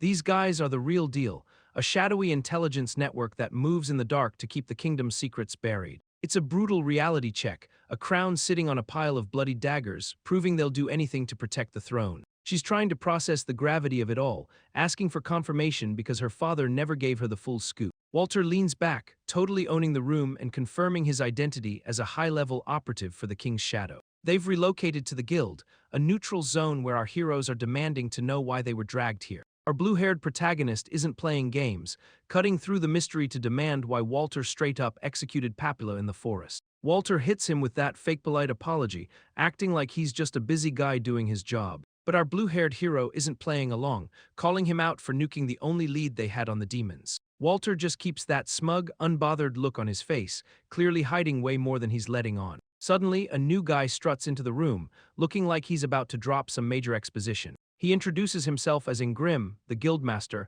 flashing a grin that says he's definitely the one pulling the strings. Our hero is visibly suspicious, wondering just how deep this rabbit hole goes with the guild involved. Ingrim tries to smooth things over by thanking them for saving the day, acting like the ultimate professional. But then he shuts the conversation down, claiming the truth is way too delicate for them to handle. The duo is losing their minds, demanding to know why they were even brought here if they're getting zero answers. Ingrim just smirks, leaving them hanging with that classic infuriating silence that screams trouble is coming. Ingrim drops the bait, dangling a sweet deal of classified intel if our guy just signs up for their mission. Eldmia is clearly weighing his options, his eyes wide with that classic mix of suspicion and desperate curiosity. The guildmaster keeps it vague, confirming the job is all about hunting down the Demon King's army. Cheryl is absolutely floored, realizing the rumors about demons weren't just some bedtime stories to keep kids in line. A sudden, intense flashback hits our hero, his hand clenching his leg as the memories of his past trauma resurface. He sees those demonic bastards again, glowing with that cursed purple aura that ruined his entire life. The fire of revenge is burning bright in his eyes, and he finally agrees to take the job. Walter stands up, ready to lead the way and get down to the nitty-gritty of this shady operation. Cheryl is left standing there, trying to process the fact that she's about to be sidelined from the main event. Walter shuts her down cold, telling her she's not invited to this party, leaving her totally triggered and confused. Ingrim is playing the humble bureaucrat, sweating bullets while trying to justify his shady decision to sideline the daughter of the kingdom's third sword. Cheryl is clearly not having it, her face twisted in pure frustration as she realizes she's being treated like a liability. She snaps at Eldmia, her voice dripping with annoyance as she demands to know what the hell is actually going on. Cheryl tries to keep her cool, warning our blue-haired hero not to overexert himself while she's stuck on the sidelines. Eldmia just brushes it off with a cocky grin, waving her away like he's got everything under control. Cheryl stares back in total silence, her eyes narrowing as she processes the cold reality of being left in the dark. The scene shifts to a quiet, sun-drenched cemetery, a stark contrast to the high-stakes political drama we just left. White flowers rest on the ground, marking the start of a grim conversation about the recent surge in bandit activity. Walter drops the bomb that these bandits are just puppets, acting under orders from a much more dangerous puppet master. He confirms the demons are just using these thugs as a distraction, leaving Eldmia to wonder what the real objective actually is. Eldmia is hit with the hard truth that demons are already lurking right under the capital's nose. It's all a massive shell game, with bandits acting as mere puppets to keep the kingdom's eyes off the real threat. Our guy rightfully questions why they aren't just sending in the heavy hitters of the royal army to wipe them out. Walter shuts that down fast, explaining that any big military move would just spook the demons into vanishing. They need a surgical strike, someone with high-tier skills who can operate in the shadows without leaving a paper trail. The mission is clear: track them down, figure out their endgame and bring them in, or just take them out if things get messy. Walter hands over a mysterious slip of paper,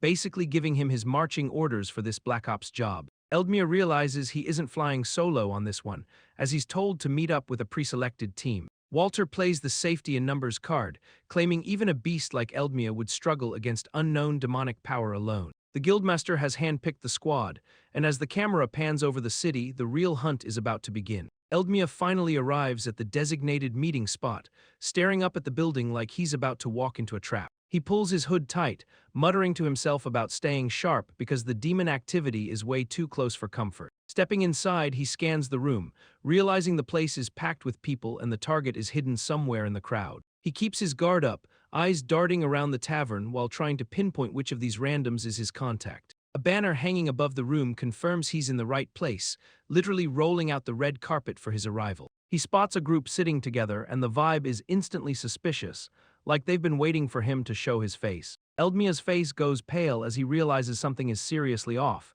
his expression shifting from focus to pure confusion. The red-haired woman at the table doesn't even care, just casually chugging her drink like she doesn't have a care in the world. She suddenly shouts across the room, demanding to know if he's the guy they're waiting for, totally killing his stealthy entrance. He's absolutely fuming, cursing the guildmaster for setting him up with such a loud-mouthed partner for this mission. Eldmia sits there, arms crossed and looking absolutely done with this entire situation. The red-haired powerhouse is busy scribbling away, totally oblivious to the fact that she's blowing their cover. Our hero points out the obvious, reminding them that the guildmaster is the one who sent them on this suicide mission. She just laughs it off, acting like being loud in a public tavern is a total non-issue. Eldmia desperately tries to shush her before the whole room starts eavesdropping on their secret demon-hunting business. He is visibly stressed, his face twitching as he realizes he's stuck with a team that has zero sense of stealth. The red-haired woman finally introduces herself as Ekaterina, a foreign warrior who clearly prefers brawling over quiet infiltration.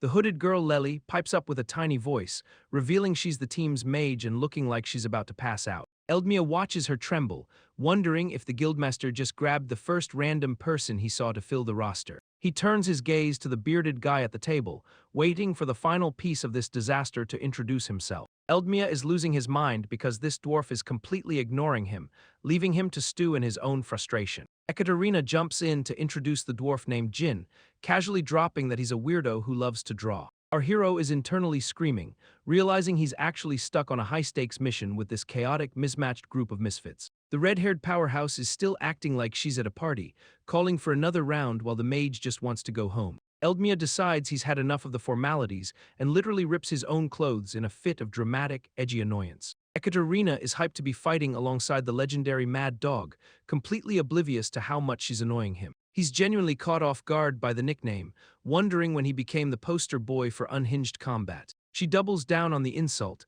explaining that everyone knows him as a wild animal who fights without a leash. Our guy is just disappointed, lamenting that his first big-time alias is something as uncool as a rabid dog. Meanwhile, the tavern keeper is busy screaming at some random patron to pay his tab, adding even more noise to this disaster. Some random drunkard is acting like he owns the place, pointing fingers and throwing around threats like he's the main character. He's getting right in someone's face, shouting that everyone is going to be his servant soon, totally oblivious to how pathetic he looks. Our blue-haired hero is watching this train wreck unfold, his eyes narrowing as he realizes this guy is definitely connected to the cult. A companion tries to smooth things over, tossing a bag of coins to the tavern keeper to buy some silence and keep the peace. The group of suspicious guys starts heading out, leaving the tavern keeper behind while they stumble off into the night. Ekaterina is hyped, asking if the team heard that, while our hero confirms these guys are definitely acting way too suspicious. Lely looks absolutely terrified, whispering about how these people might actually be the demon collaborators they were sent to hunt. Ekaterina is ready to throw hands, suggesting they just beat them senseless to get some answers, because of course she is.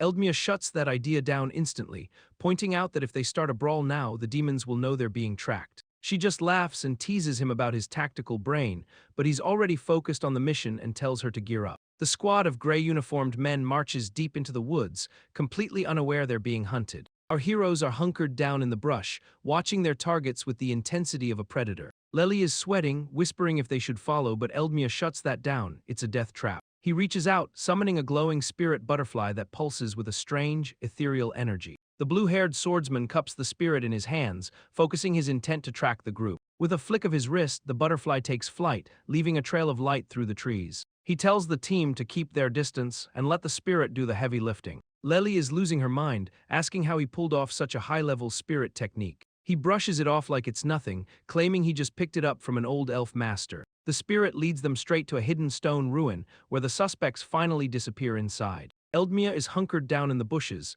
his eyes wide as he realizes exactly what he's looking at. The ruins ahead are clearly an abandoned dungeon, the perfect, creepy hideout for whatever is going down. Suddenly, a voice cuts through the tension, cold and sharp, calling out someone for being late. Eldmia's expression shifts to pure shock, his pupils dilating as he realizes he's found the real deal. A close-up reveals the unmistakable horns of a demon, confirming his worst fears about the mission. The demon Incantor stands tall in the shadows, radiating an aura of pure, unadulterated authority. He's not even trying to hide it anymore, and Eldmia knows for a fact he's staring at a demon. Encantor looks down at his human subordinates with a mix of disappointment and cold, calculated menace. The humans are groveling, begging for mercy, while Encantor demands to know why they broke their strict schedule. One of the guys is actually trying to talk back, acting like a total idiot while his friends panic. One of the human lackeys is actually trying to negotiate, acting like he's owed a promotion for his pathetic service. Encantor just stares back with that cold, bored expression, clearly unimpressed by the audacity of this human ant. Without a second thought, the demon reaches out and crushes the guy's throat with a single brutal grip. Blood sprays everywhere as the demon executes him on the spot, showing exactly what he thinks of his disposable tools. The rest of the human group is absolutely losing their minds, watching their buddy get deleted in a heartbeat. Eldmia and his team are witnessing the whole slaughter from the bushes, realizing just how dangerous this monster really is. Encantor stands over the corpse, calling the guy a fool for thinking he could ever demand anything from a demon. He orders the remaining humans to clean up the mess, already looking forward to the total victory of his race. The demon promises them a reward once the job is done, keeping them on a leash with empty, manipulative hope. The terrified humans snap to attention, screaming their compliance because they know they're next if they don't fall in line. Ekaterina is absolutely losing it, calling the demon a total psychopath after witnessing that cold-blooded execution. She turns to our blue-haired protagonist, looking for some validation that this guy is as dangerous as he looks. Eldmia is completely checked out, his mind spiraling back into the dark trauma of his past. He's reliving the exact moment everything was ripped away from him, his hands shaking as the memories hit like a truck. The pain is still raw, and he's clearly struggling to keep his composure while the demon lurks just a few feet away. He snaps back to reality, his eyes burning with a terrifying, singular focus as he finally locks onto his target. Meanwhile, the demon is already onto them, his sharp senses picking up the rustle of leaves in the brush. Encantor turns his head with a predatory grace, his purple eyes scanning the forest for the intruders. He locks eyes with the group, and the sheer intensity of his gaze makes the air feel heavy with death. Eldmia desperately clamps a hand over Ekaterina's mouth to keep her quiet, but the demon has already found them. Encantor whips his hand through the air, unleashing a violent burst of magical energy. The shockwave tears through the brush, shredding the foliage where our heroes were just hiding. He pauses, his hand still glowing with that ominous power as he scans the dark forest. The demon mutters to himself, convincing his own ego that he just imagined the entire disturbance. Back in the safety of the shadows, the team huddles together, barely breathing after that near-death experience. Ekaterina lets out a nervous laugh, acting like they totally dodged a bullet and everything is just fine. Eldmia is absolutely livid, snapping at her for being reckless and nearly getting them all wiped out. She tries to play it cool, reminding him that their goal is to take the demon down. Our hero isn't having any of it, screaming that they have no idea what they're up against. He looms over her, dead serious, telling her to pack it up if she wants to play games. Eldmia is putting his foot down, telling the rest of the squad that if they aren't ready to get serious, they need to bail. He makes it clear that he's not playing around, emphasizing that he absolutely cannot afford to fail this mission. His eyes are burning with pure intensity as he declares that he has to track down the Demon Lord's army. He turns his back on them, walking away and telling them to report back to the guildmaster that he's going solo. The rest of the team is left in the dust, looking completely lost and wondering what the hell they should do now. Meanwhile, our blue-haired hero is perched high up on a cliff under the moonlight,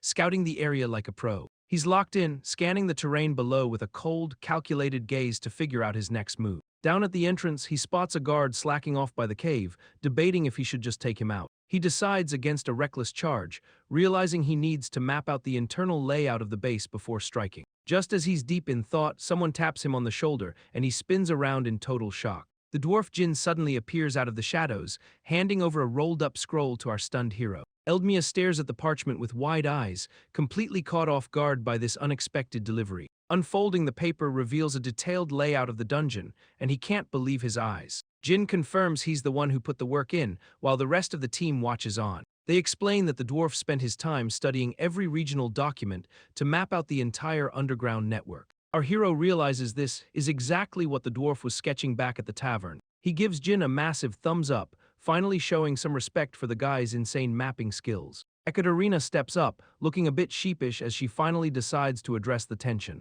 She admits she was acting like a total clown earlier and apologizes for not taking the mission seriously. Eldmia lets out a sigh of relief, deciding to let it slide since they managed to stay hidden. Ekaterina cuts through the tension, telling Eldmia she doesn't care about his personal baggage. She just wants to focus on the mission at hand and take down those demonic threats. The dwarf and the mage chime in, confirming they are fully committed to this dangerous operation. She reaches out with a powerful, muscular hand, offering a formal alliance to the legendary mad dog. Eldmia stands there in his cloak, feeling like a total loser for letting his emotions run wild. He stares at his own clenched fist, disgusted that he couldn't handle this job on his own. But then he looks up, his eyes locking onto the team as he accepts their help. They share a firm handshake, sealing the deal and finally getting on the same page. The scene shifts to a lazy guard leaning against the cave entrance, totally oblivious to the danger. He lets out a massive, pathetic yawn, completely unaware that his shift is about to get real ugly. Ekaterina stomps onto the scene,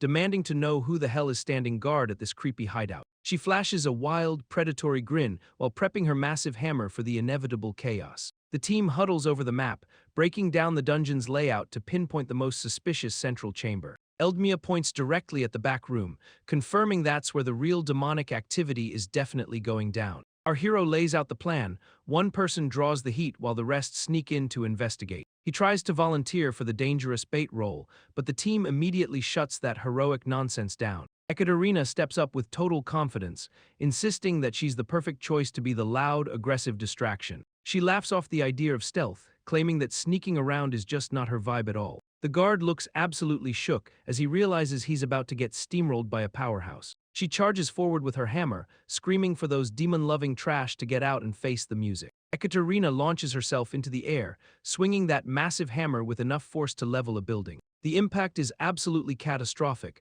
shattering the ground and sending debris flying in every direction. Dust clears to reveal the entrance completely wrecked, with the guard lying defeated on the dirt. She stands over her handiwork, laughing off the destruction like it was just a casual morning workout. Turning back to the team, she tells them to move fast before the rest of the dungeon swarms them. Eldmia draws his blade, acknowledging her brute force with a nod as the infiltration officially kicks off. The squad pushes into the dark cave, ready to face whatever demonic horrors are waiting inside. Deep within the dungeon, Encantor stands in silence, his back turned as he senses the disturbance. A panicked subordinate rushes in to report the chaos, warning that someone is tearing through the front gate. The demon commander doesn't even hesitate, instantly slicing the messenger down with a lethal, glowing strike. Encantor is absolutely unfazed, staring down his subordinates with a look that says he already knows exactly what's going down. He calls out the pathetic nature of his own men, disgusted that they can't even handle a simple infiltration without making a scene. The lackey is sweating buckets,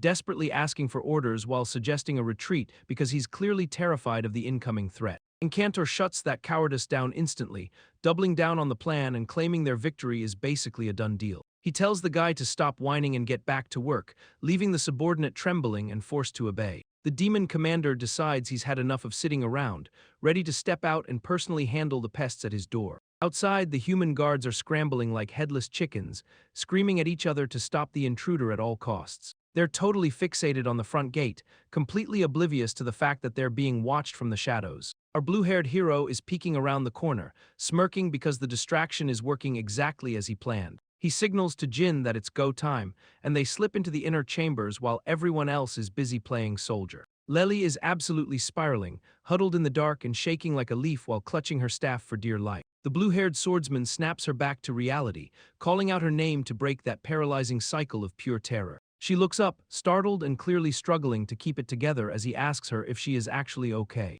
Lely admits she feels pathetic, unable to stop the tremors that are threatening to blow their cover in this dungeon. Our hero cuts through her self-doubt, looking her dead in the eye to tell her that her fear is valid. He drops the bombshell that even he gets terrified, his heart pounding like a drum when he faces demonic threats. He explains that he doesn't let the fear win, choosing instead to lock his gaze on the mission's ultimate goal. The swordsman challenges her to find her own reason for being here, pushing her to move past the shaking. She finally finds her resolve, standing up with a newfound spark of determination to do her absolute best. With the pep talk finished, they sprint toward the central room, ready to finally confront the demon commander head-on. Ekaterina is absolutely feeling herself, swinging that massive hammer with a grin that screams pure, unadulterated chaos. She launches a guard into the air like he's a ragdoll, mocking the pathetic resistance of these low-level goons. The poor guy hits the dirt hard, completely out of the fight while his buddies look on in total shock. One of the remaining lackeys is losing his mind, screaming in pure rage at the absolute beatdown he's witnessing. She doesn't even blink, winding up for another heavy strike as the guy tries to process his impending doom. With a brutal swing, she slams her weapon down, leaving the ground shattered and the enemy reeling from the impact. The field is littered with unconscious bodies, and Ekaterina stands tall, looking like she barely broke a sweat. She wipes her brow, acting like this was just a walk in the park and questioning if that was really all they had. Suddenly, the vibe shifts from a brawl to a nightmare as a pair of glowing purple eyes looms over her. Encantor descends from the shadows, clashing his own weapon against her hammer in a blinding explosion of magical energy. Ekaterina is absolutely locked in, shifting her weight and preparing to unleash pure, unadulterated carnage on the demon. She's got that manic grin plastered on her face, finally getting the fight she's been craving all day. Encantor stands his ground, radiating that terrifying purple aura and looking down on her like she's a total joke. The demon's eyes narrow as he realizes this isn't just a random brawl, but a calculated tactical distraction. He smirks, realizing the rest of the team has already slipped past him while he's been busy playing around.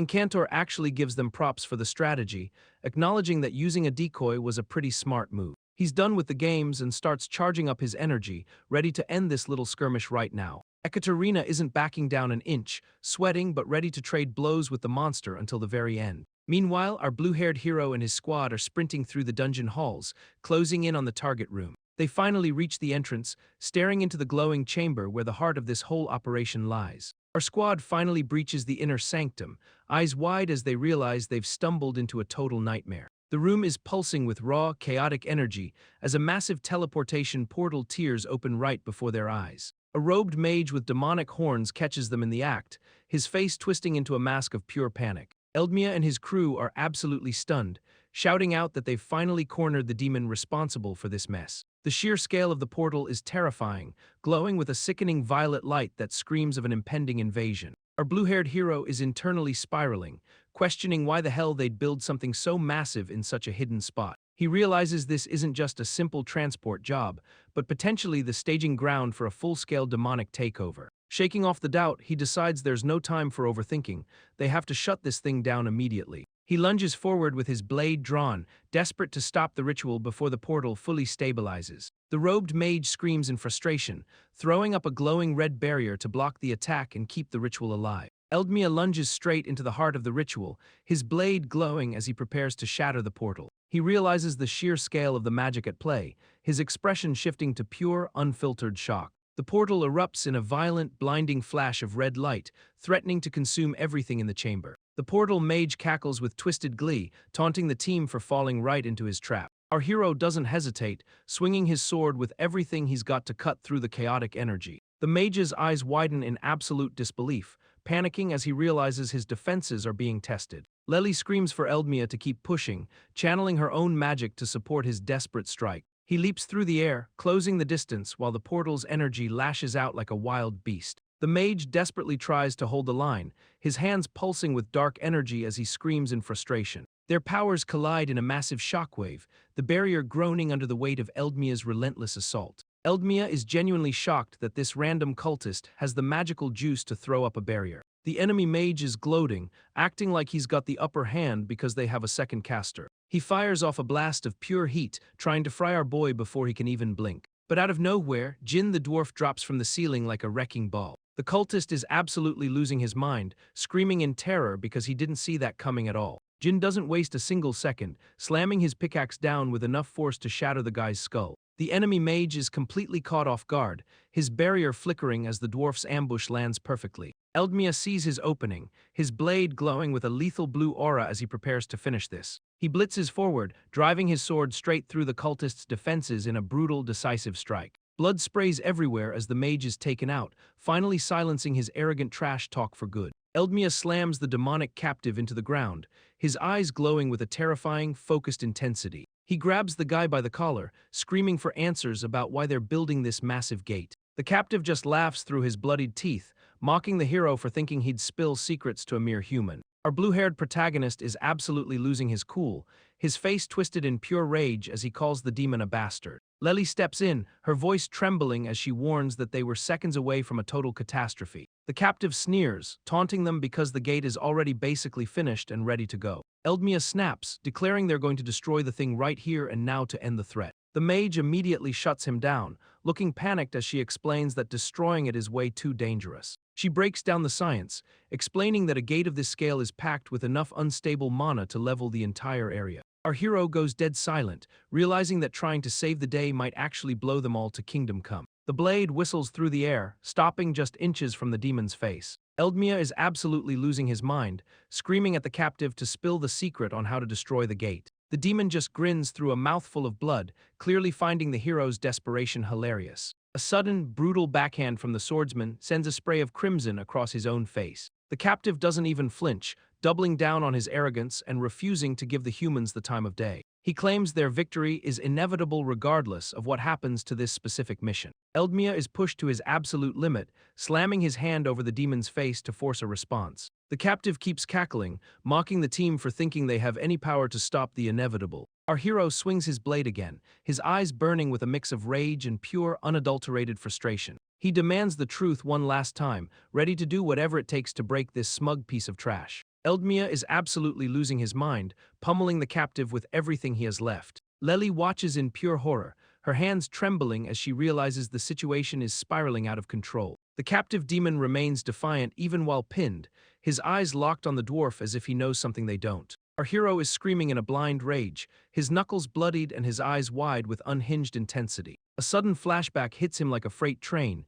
showing the day his entire world was reduced to ash and corpses. He's still shouting, demanding answers, while his own reflection in the blood-soaked floor stares back with pure, raw agony. Just as he's about to deliver another blow, a heavy hand clamps down on his wrist, stopping him cold. Eldmia spins around, his face a mask of confusion and fury as he realizes someone is interfering with his interrogation. Jin the dwarf is the one holding him back, his expression grim and sweating under the pressure of the moment. The swordsman stands over the broken demon, panting heavily as the reality of his own violent outburst finally starts to sink in. Eldmia is visibly shaken, his face dripping with sweat as the weight of his emotional outburst finally hits him. The team stands in the dim dungeon light, with Lely and Jin watching him with a mix of concern and urgency. Footsteps echo through the stone corridor, signaling that the infiltration is far from over and they need to move. The reality of the situation sets in, with the team acknowledging that their previous combat was far too messy. A brutal visual confirms the cost of the fight, as a fallen warrior is dragged away by his hair.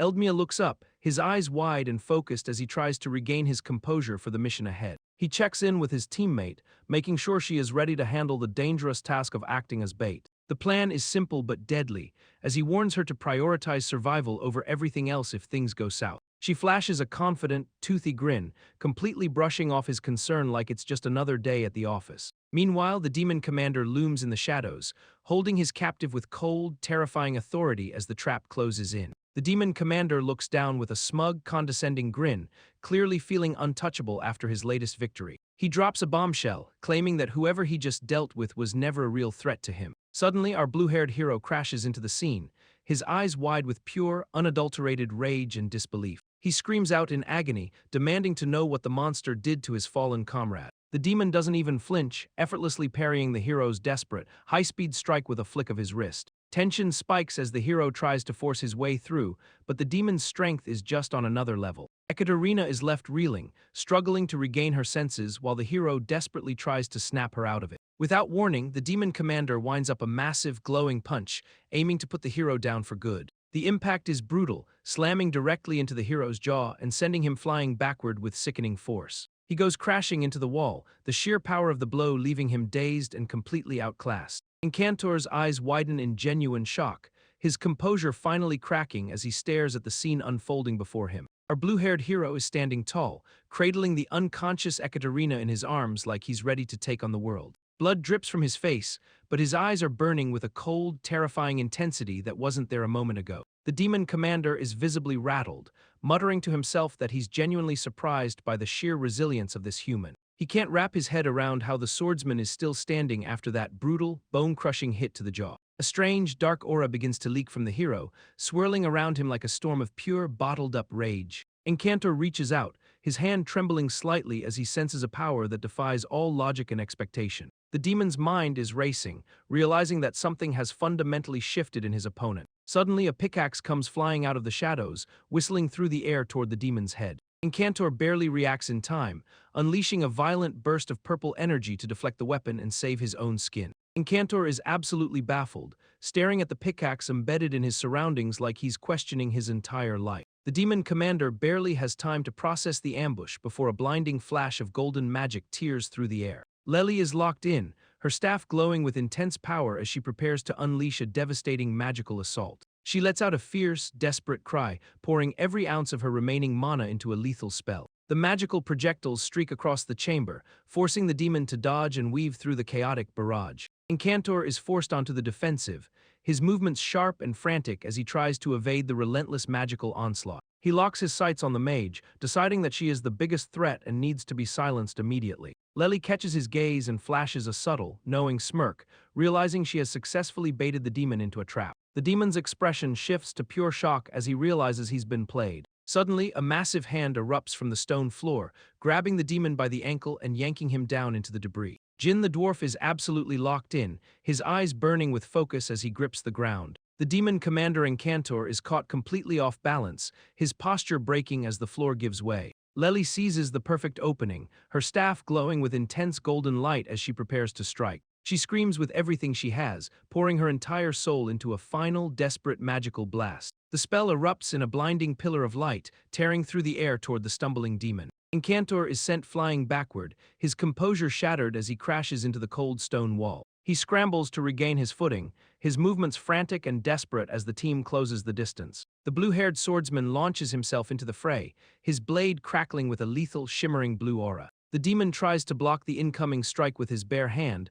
but the sheer pressure is overwhelming. Our hero stares him down with pure, unadulterated triumph, knowing he has finally cornered the monster. The blue-haired swordsman launches a desperate aerial strike, clashing head-on with the demon commander's glowing purple fist. Incantor's eyes burn with dark energy as he prepares to crush the hero, but the blade holds firm. Our hero grinds his teeth, putting every ounce of his remaining strength into pushing back against that demonic pressure. The demon commander lunges forward with a sudden, aggressive burst of speed, trying to overwhelm the swordsman's defense. Incantor's face twists into a mask of pure frustration as he realizes his raw power isn't enough to break through. He stares into the distance with a look of regret, realizing his tactical blunder in ignoring the mage. The demon commander curses his own arrogance, admitting he should have taken the mage out of the fight immediately. Lely stands her ground, staff crackling with energy as she forces the demon to keep his focus entirely on her. Eldmia seizes the distraction, screaming for the demon to keep his eyes locked on him while he prepares the final blow.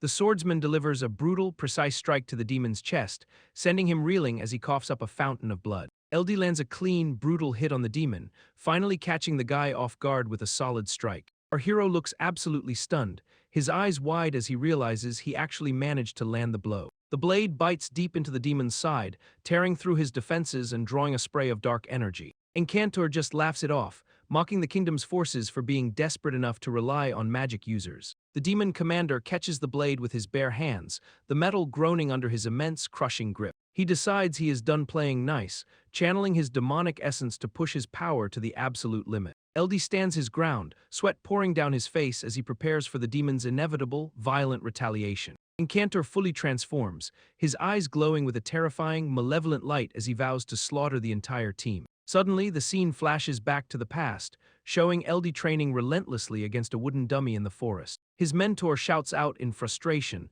demanding to know what the hell he is doing during his practice. LD is just trying to train, but his mentor is absolutely losing her mind over his reckless technique. She calls him out for using raw magic power, demanding he learn to refine it into aura first. She breaks down the science, comparing raw magic to boiling, molten metal that is way too dangerous to handle, explaining that aura acts like steel armor, while mana is the materialization of consciousness that alters the world around them. She warns him that wrapping himself in that raw power is basically suicide, but he just shrugs it off. The mentor is stunned into silence, realizing he has been training with this lethal method for years. He thinks it sounds super cool, completely missing the fact that he is one bad day away from exploding. He looks at her with total confusion, wondering why she is acting so weird about his training. She is spiraling, realizing it is physically impossible for a human to do what he is doing. She drops the bombshell that only 2 specific races can handle raw magic, leaving him desperate for answers. Eldmia is still pushing for answers, but his mentor just pats his head and tells him to focus on the training. She clearly knows something massive about his future, dropping a cryptic hint that he will eventually discover the truth himself. Back in the present, the demon commander is absolutely radiating that terrifying purple aura, looming over our boy like a final boss. Eldmia is visibly rattled, his eyes wide as he realizes the sheer scale of the magic power this monster is packing. The demon doesn't waste a second, winding up a massive, glowing fist that looks like it could shatter a mountain. Our hero tries to parry with his blade, but the impact is so heavy it snaps his sword like a twig. Incantor is relentless, following up with a brutal, point-blank punch that connects square with the hero's face. The force of the blow is insane, sending Eldmia flying through the air as he takes the full brunt of the attack. He's sent soaring backward, completely defenseless while the demon commander prepares to finish the job. The hero screams out in agony as he crashes into the distance, the battle turning into a total nightmare. Eldmia is absolutely wrecked, lying on the cold floor with blood pouring from his mouth. He hits the ground hard, completely spent and struggling to even keep his eyes open. Lely screams out in pure panic, her voice echoing through the chamber as she watches him fall. Incantor looms over her like a nightmare, his purple aura pulsing with a lethal, suffocating intensity. The demon lunges through the air with terrifying speed, closing the distance before she can even blink. She desperately throws up a mana barrier, praying that her last bit of magic can hold off the monster. The impact is catastrophic, shattering her defenses instantly and leaving her completely exposed to his wrath. She goes flying backward, crying out in pain as the demon's strike sends her crashing into the stone. Incantor prepares to deliver the final blow, his face twisted into a mask of pure, unadulterated malice. But suddenly, Jin the dwarf intercepts the demon, blocking the lethal strike with everything he has got. Incantor is moving with terrifying speed, his body coiled and ready to unleash absolute destruction on the team. He stalks through the chamber like a predator, his eyes locked on the wreckage of his failed opposition. The ground cracks under his heavy boots as he prepares to finish the job once and for all. Jin the dwarf tries to hold his ground, but the demon's overwhelming presence makes him look like a total amateur. The captive demon watches the chaos unfold, his face twisted in a mix of fear and twisted anticipation. Incantor doesn't hesitate, delivering a brutal, crushing blow that leaves his enemies scattered and broken across the stone floor. The dust settles to reveal the carnage, with the infiltration team completely incapacitated and left at his mercy. Our blue-haired hero is struggling to even lift his head, his mind reeling from the sheer gap in their power. The demon commander turns his attention to his subordinate, his hand glowing with that sickening, unstable purple energy. He coldly orders the captive to finish the gate, leaving no room for argument as the final phase begins. The portal is absolutely screaming with unstable energy, acting like a cosmic vacuum that's tearing reality apart. Our boy is staring at the chaos, his face a bloody mess as he tries to process the sheer impossibility of what he's seeing. He's questioning if this is some kind of unique ability, wondering how he's supposed to take down a literal force of nature. The demon commander just stands there, radiating that purple aura and looking like he's ready to end the world. Memories of his training flash back. He remembers the warnings about molten iron and the danger of raw, unrefined magic. He realizes the truth is staring him in the face, and he decides he's got nothing left to lose. A wild, desperate grin spreads across his face, showing he's ready to gamble everything on one final, reckless move. The demon commander looks back, his eyes narrowing as he senses the hero is about to do something stupid. Eldmia launches himself forward with a primal roar, closing the gap like a man possessed by pure, unadulterated spite. The demon mocks his pathetic attempt at heroism, preparing to crush him while our guy prepares to strike back. Our boy launches himself into the air, delivering a desperate, high-velocity strike right at the demon's face. Incantor is completely blindsided by the sudden cloud of debris, his eyes wide as he realizes he's been tricked. He's absolutely fuming, screaming about how the hero is resorting to such cheap, pathetic tactics to gain an edge. The swordsman doesn't give him a second to breathe,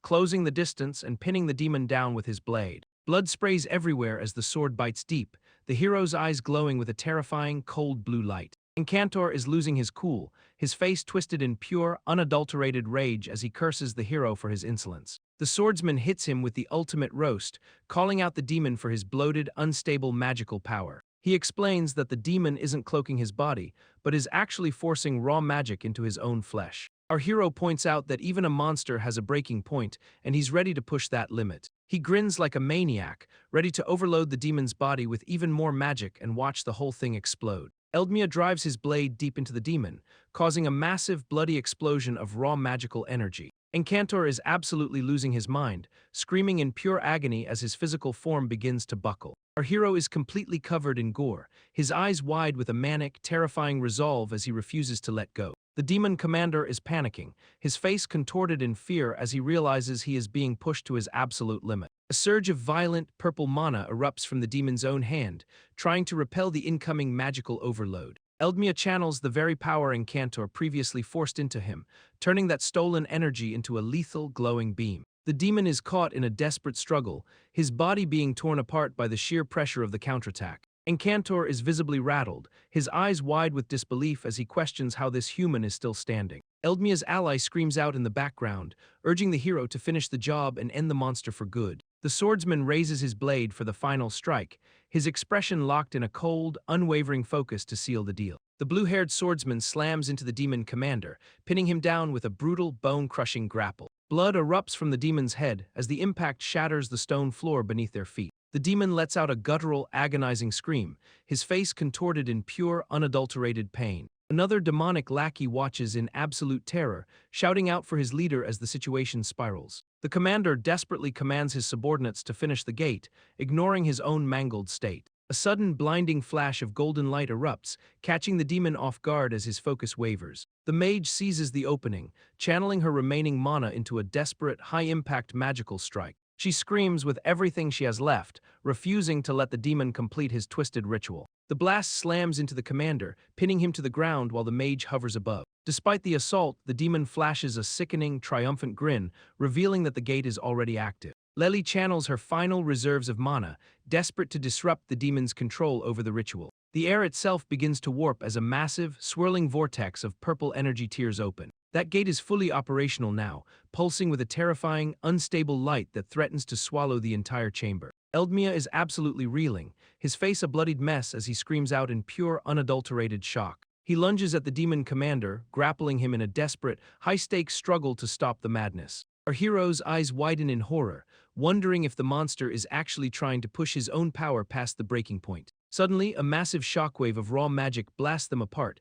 sending the swordsman flying backward through the air. He hits the ground, realizing with a sinking heart that his theory about a self-destruction was completely wrong. Encantor is already sprinting away, having dumped his remaining magical reserves just to blow the heroes back and create space. The demon commander makes a break for the gate, leaving the battered team behind as he prepares to escape. Eldmia is staring down the demon, his grip tightening on his blade as he questions if this coward is actually trying to run. The demon commander is absolutely losing his mind with joy, cackling about how their victory is finally set in stone now that the gate is open. Our boy Eldmia is completely fed up, his aura flaring with a cold, blue intensity as he vows to make the monster pay for everything. He screams at the top of his lungs, letting the demon know there is absolutely no way he is walking out of this alive. With a burst of raw speed, he launches himself off the stone floor, turning his entire body into a lethal projectile. The distance closes in a heartbeat, and the demon's smug expression instantly shifts to pure, unadulterated terror as he realizes he's cornered.